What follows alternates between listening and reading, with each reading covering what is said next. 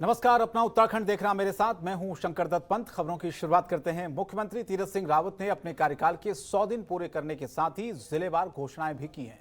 बता दें कि तीरथ सरकार के 100 दिन पूरे होने पर सीएम ने एक समीक्षा बैठक की, जिसमें मुख्यमंत्री तीरथ ने साफ तौर पर कहा है कि घोषणा तभी पूरी मानी जाए जब वो धरातल पर दिखाई दें। बागेश्वर और अल्मोड़ा जिलों के लिए की गई घोषणाओं की समीक्षा करते हुए मुख्यमंत्री ने लंबित घोषणाओं की डीपीआर 15 जुलाई तक पूरी करने के आदेश दिए हैं। साथ ही सड़कों पुलों के लंबित प्रस्तावों के शासनादेश जल्द जारी करने के निर्देश दिए हैं। इसके साथ ही समूह पंपिंग पेयजल योजनाओं की डीपीआर, जल जीवन मिशन योजना के साथ और भी योजनाओं को समय पर पूरा करने के निर्देश मुख्यमंत्री की तरफ से दिए गए हैं।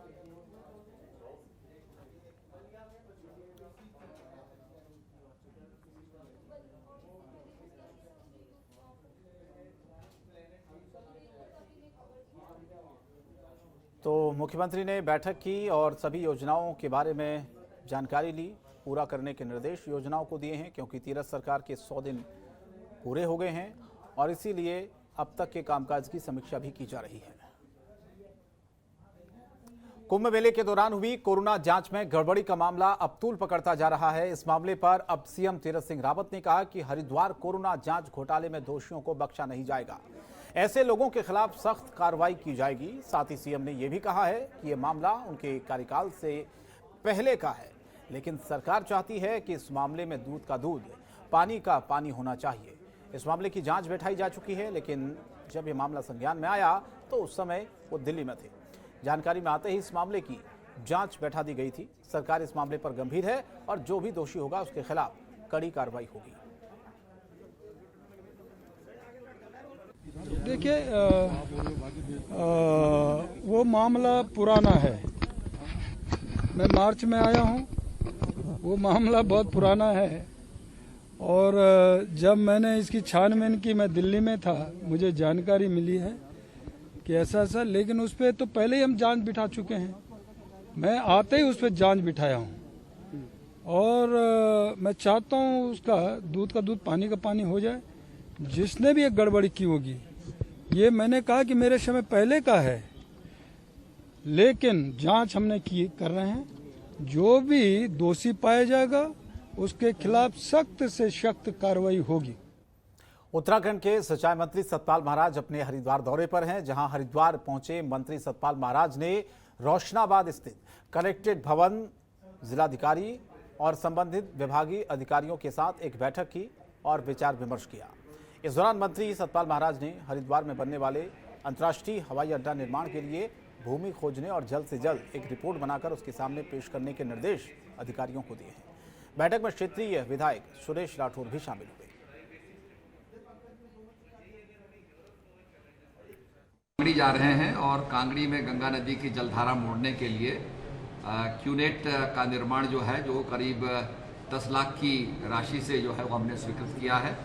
उसके बाद ग्राम कांगड़ी में 400 मीटर लंबाई गंगा नदी की धारा को मोड़ने के लिए, चैनलाइजेशन के लिए 2 संख्या योजनाएं जो है क्रमशः जो है करीब 9.78 लाख की है और एक 9.9 की लाख की स्वीकृत हमने उसके लिए हमने स्वीकृति के लिए प्रस्तावित की हैं। और गाजीवाली के लिए जो है करीब 9.60 लाख की पूर्व निर्मित संख्या 2 ये क्षतिग्रस्त हो गई थी, उसके लिए भी हमने 7.26 लाख की धनराशि स्वीकृत हो गई है। तो ये सब काम हम करने जा रहे हैं, इसका हम स्थलीय निरीक्षण करने जा रहे हैं। और खबर लक्सर से, जहां पर लक्सर पहुंचे पर्यटन एवं सिंचाई मंत्री सतपाल महाराज ने कहा कि पाबंदियों के साथ जल्द ही 4 धाम यात्रा शुरू कराई जाएगी। उन्होंने कहा कि सरकार इसकी कार्य योजना भी तैयार कर रही है। हाईकोर्ट की स्वीकृति के बाद 4 धाम यात्रा को शुरू किया जाएगा। पर्यटन से जुड़े, टेम्पो ट्रैवलर से जुड़े, आर्थिक तंगी से जूझ रहे लोगों को भी कुछ राहत सहायता देने का ऐलान किया है। साथ ही पर्यटन मंत्री सतपाल महाराज ने बताया है कि कोरोना काल में पर्यटन से जुड़े लोगों का सरकार से अलग अलग योजनाओं के जरिए आर्थिक मदद की जा रही है। जल्द ही तीर्थ पुरोहित, कलाकर्मियों, पर्यटन से जुड़े लोगों को सरकार की ओर से मदद भी मिलेगी।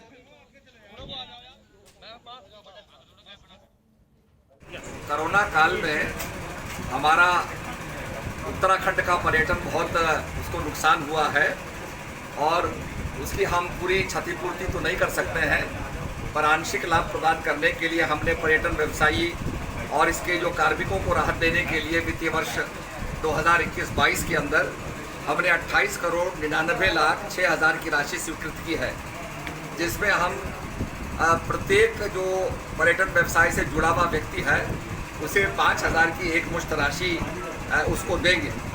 इसके साथ साथ पर्यटन विभाग से जुड़े कर्मियों व्यवसायियों के लिए हमने विशेष राहत पैकेज के तहत 50,000 ऐसे कर्मियों को जो होटल रेस्टोरेंट में काम करने वाले हैं, खच्चर घोड़ा मालिक हैं, पुलिस साइकिल रिक्शा चालक हैं, उनको हमने 5,000 को प्रति कर्मी के हिसाब से एक मुश्त आर्थिक सहायता हमने प्रदान की है, जिसमें कि 25 करोड़ की राशि जो है वो व्यय होगी।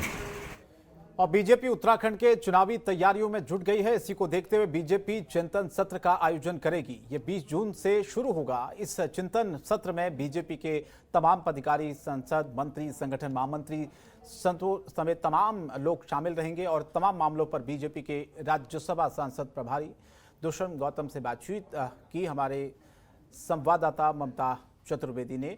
आपको दिखाते हैं क्या कुछ कहना था उनका इस पूरे मामले को लेकर। इस वक्त बातचीत करने के लिए हमारे साथ मौजूद हैं उत्तराखंड के प्रभारी और राज्यसभा सांसद दुष्यंत गौतम जी। इनसे बात करते हैं। भारतीय जनता पार्टी उत्तराखंड में चिंतन शिविर लगाने जा रही है, इसका एजेंडा क्या होने वाला है? एक राजनीतिक दल के नाते हमारा एजेंडा सेवा ही संगठन और सत्ता, अब चुनाव आ रहा है, किस प्रकार से हमने चुनावी रणनीति बनानी है वो बनानी है, उसके पर फिर सेवा को आगे गति देने का है। इस चिंतन शिविर में कौन कौन से लोग हैं जो शामिल होने वाले हैं? भारतीय जनता पार्टी के सभी वरिष्ठ नेतागण रहेंगे। अभी सूची हमारे पास में आई नहीं है। सांसद होंगे, विधायक होंगे, मंत्री होंगे, संगठन से जुड़े हुए लोग होंगे और पूरा रोड मैप बनेगा हम किस प्रकार से आगे चलेंगे। क्या कहा जा सकता है कि चिंतन शिविर के जरिए ही तमाम, क्योंकि आने वाले समय में उत्तराखंड में विधानसभा चुनाव है, सब लोग चुनाव की तैयारियों में जुट जाएंगे? देखिए, संगठन की एक प्रक्रिया है चिंतन बैठक, अनेकों एक प्रक्रिया होती है। हमारी कार्यकारिणी की बैठकें भी होनी है। मैं कल आज जा भी रहूँ उत्तराखंड, कार्यकारिणी की कल बैठक है, उसको पार्टिसिपेट करूँगा। ये एक संगठन का भाग है और उसमें सही बात है कि हम इस समय जब चुनाव आता है तो संगठन को गति देने का काम भी होता है। इसलिए ही हम सब बैठेंगे, अपनी चर्चा करेंगे कि हमें आगे किस प्रकार से अपनी योजनाओं को लेके जाना है, जो हमने काम किए उनको लेके जाना है, जनता को विश्वास दिलाना है, जिनका मोदी जी के प्रति पक्का विश्वास है कि जो हमने आज 4 धाम की यात्राओं के लिए सड़कें बनाई हैं, जो हमने हर नल को जल देने की बात की है, जो हमने आयुष्मान कार्ड दिया है, जिस प्रकार से हम सब बराबर सेवा करते हैं और जो आशीर्वाद जनता ने हमें बाई इलेक्शन में दिया है, वो आशीर्वाद पुनः हमें प्राप्त हो और हम आने वाले 5 साल में भी उनकी सेवा कर सकें। आखिरी सवाल, कुंभ के दौरान फर्जी कोरोना टेस्टिंग का मामला सामने आया है। इसको लेकर दोनों मुख्यमंत्री, वर्तमान और भूतपूर्व मुख्यमंत्री, आमने सामने आ गए हैं। इसे आप कैसे देखते? कोई आमने सामने नहीं आया है। आप जाके किसी से भी स्टेटमेंट मांगोगे, पूछोगे तो वो अपना जवाब तो देगा ही देगा। इसमें कोई आमने सामने वाला नहीं है। अगर बोगस हुआ है तो जो दोषी होगा उसको सज़ा मिलना चाहिए। मुझे लगता है कि प्रशासन की तरफ से हमेशा, ये अभी का नहीं है, जब सुर थे तो असुर जब भी थे, सतयुग में भी थे, तो गलत काम करने वाले हर काल में होते हैं और उनको सजा दंडित होना चाहिए। देने के लिए शुक्रिया। कैमरा पर्सन सुमित के साथ ममता चतुर्वेदी, जनतंत्र टीवी, दिल्ली। उत्तराखंड शासन ने 6 आईएएस और 2 पीसीएस सहित कुल 8 अधिकारियों के प्रशासनिक दायित्वों में फेरबदल किया है।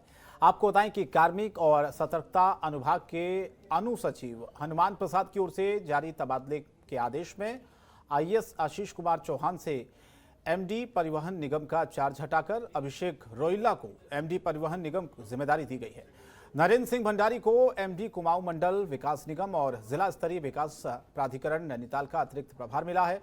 वरुण चौधरी को चमोली का मुख्य विकास अधिकारी और संदीप तिवारी को नैनीताल मुख्य विकास अधिकारी बनाया गया है। अंशुल सिंह के डिप्टी कलेक्टर उधम सिंह नगर के पद पर 9 जून को किए गए तबादले को निरस्त कर दिया गया है। वहीं कमिश्नर गन्ना एवं चीनी काशीपुर का अतिरिक्त charge PCS Lalit Mohan royal से हटा लिया गया है और आयुक्त गन्ना एवं चीनी काशीपुर का चार्ज हंसा दत्त पांडे को दिया गया है। तो ये फेरबदल किए गए हैं, तबादले।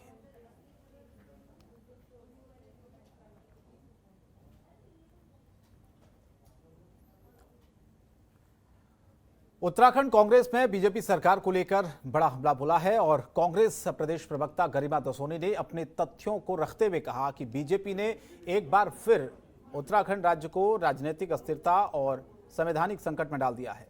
साथ ही मुख्यमंत्री तीरथ सिंह रावत के उपचुनाव लड़ने की सभी संभावनाएं खत्म हो गई है।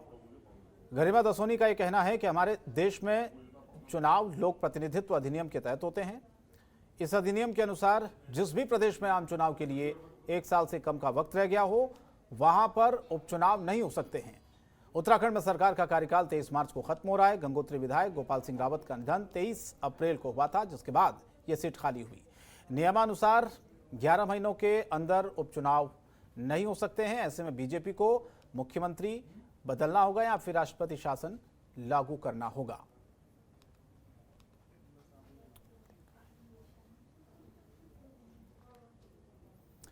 मुख्यमंत्री तीरथ सिंह रावत की सरकार के 100 दिन पूरे हो गए हैं, जहां रुड़की के बीटीगंज में तीरथ सरकार के खिलाफ आम आदमी पार्टी के कार्यकर्ताओं ने सुभाष चंद्र बोस की प्रतिमा के सामने विरोध प्रदर्शन करते हुए नारेबाजी की है।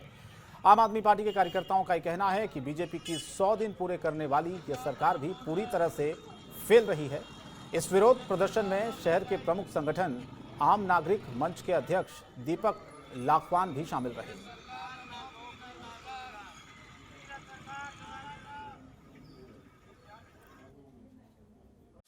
खबरों के निष्पक्ष विश्लेषण के लिए सब्सक्राइब करें Jantantra TV and press the bell icon. Never miss any update.